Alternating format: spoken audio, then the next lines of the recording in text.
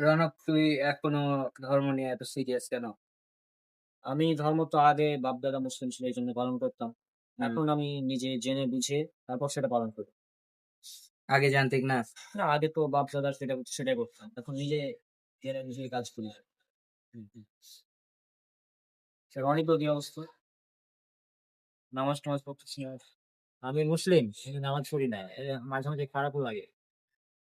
কমপক্ষে তুই তো হিপোক্রিট না। আমি তো বলেই দিই আমি আমি একদমই মানি না।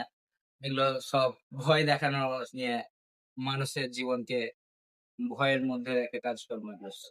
আচ্ছা, তুই বললি ভয়ের কথা, তাই না? হুম, আমাদের দেশে তো আইন আছে। আছে। যদি ভয় না থাকতো তাহলে দেশের আইন কে মানতি? সেটা বলতাম না।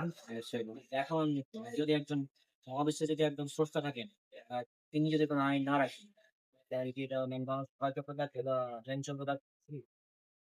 আমি জানি ঠিকঠাকই, কিন্তু মন টানে না। মন তখনই টানবে যখন আমরা ইসলাম সম্পর্কে ভালোভাবে জানার চেষ্টা করব। যদি আমরা না জানি, তাহলে তো হবে না। তাহলে আল্লাহ কি আমাকে ঘৃণা করে? না, আল্লাহ তো বলছেন তিনি তার বান্দাদেরকে ভালোবাসেন। এখন আমরা যারা ইসলাম সম্পর্কে জানার চেষ্টা যদি করি, তাহলে আল্লাহ আমাদেরকে আরো বেশি ভালোবাসেন। ধর চিন্তা কর, একটা বিষয় একদম গভীরভাবে চিন্তা কর। ধর সবকিছু ভুল। তাহলে মানে যেগুলো দেখা যাচ্ছে সব ভুল, কোনো কিছুই নাই। তাহলে আচ্ছা, লজিক্যালি ধরলাম সব ভুল। ঠিক আছে? আমাদের তো কোনো যায় আসে না। কিন্তু যদি সব ঠিক হয়, মনে করছে সব সঠিক, তখন যারা মানে না তাদের কি অবস্থা হবে? এটা লজিক্যাল, তাই না? ইসলাম অন্ধবিশ্বাস শেখায় না। ইসলাম কিন্তু মানুষকে প্রশ্ন করতে বলে। হ্যাঁ? যে এটা কেন হলো? কিন্তু কোন কারণে অহংকার করতেও শেখায় না।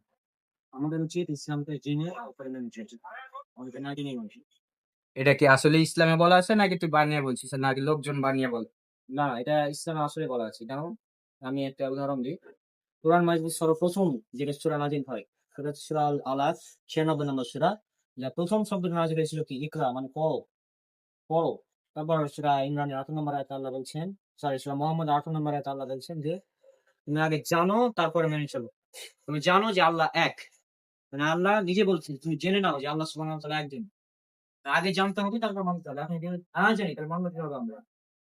যদি একটা জিনিস না জানি তাহলে সেটা কি মানা সম্ভব? তো এটাই ইসলামে এটা বলাই আছে। আমাদের আগে জানতে হবে তারপর মানতে হবে। আমি তো জানতাম না এর আগে। এখন জানি তাই মেনে চলি।